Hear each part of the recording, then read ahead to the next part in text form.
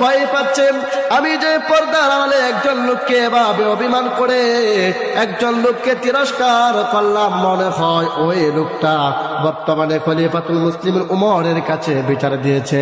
না জানি ওই খলিফাতুল মুসলিমিন আজকে আমার কি বিচার করে। এই জন্য খলিফাতুল মুসলিমিনের এলান শুনে ওই বুড়িমা আসতে ভয় পাচ্ছে।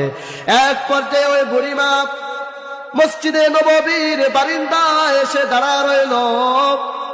মসজিদে নববীর বারান্দায় এসে দাঁড়িয়ে দরজার ফাঁক দিয়ে দেখে মসজিদে নববীর মিহরাবের মধ্যে ওই খলিফাতুল মুসলিমিন উমর রাদিয়াল্লাহু তাআলা আনহু বসা। খলিফাতুল মুসলিমিন উমর রাদিয়াল্লাহু তাআলা আনহু বসা। তখন তার ভিতরে ভয় ঢুকে গিয়েছে, আমি যার সাথে অভিমান করলাম ওই ব্যক্তিটা তো এখানেই আছে, না জানে আজকে আমার কি শাস্তি হয়।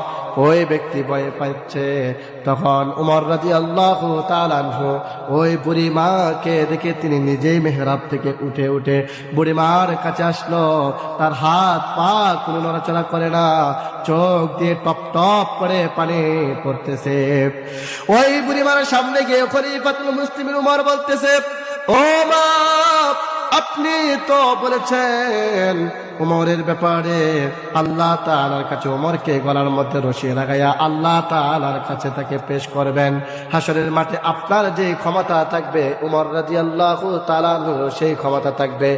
উমর রাদিয়াল্লাহু তাআলা আনহু তার মাথা থেকে পাগড়িটা খুলে দিন বুড়িমাকে বলল, পাগড়ির একটা পাশ উমরের গলার মধ্যে বেঁধে দিয়ে আরেকটা পাশ বুড়িমার হাতে দিয়ে বলল, ও মা, আপনি আমাকে নিয়ে, আমি অপরাধী, আজকে আমার শাস্তি হবে, আমাকে নিয়ে মদিনার অলি গলিতে নিয়ে ঘুরে বেড়ান, তবু আপনি আল্লাহ তাআলার সামনে আমাকে হাসরের মাঠে গলার মধ্যে রশি বাঁধিয়ে আল্লাহ তাআলার সামনে পেশ করিয়েন না।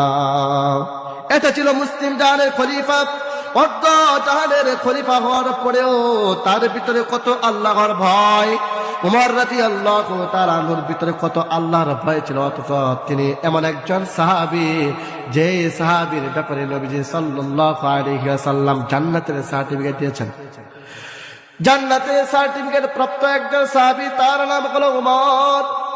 তার ভিতরে তো ভয়। আর বর্তমানে আমরা এমন একটা সময় পার করছি, মেম্বার থেকে নিয়ে একেবারে উপরের লেভেলের লোক পর্যন্ত শুধু দুর্নীতি করে, ঠিক টাইমে অফিসে যাই না, চেয়ারম্যান সাহেব ঠিক টাইমে অফিসে আসে না, উপজেলা চেয়ারম্যান ঠিক টাইমে অফিসে আসে না, সাধারণ মানুষ গিয়ে তার কাছে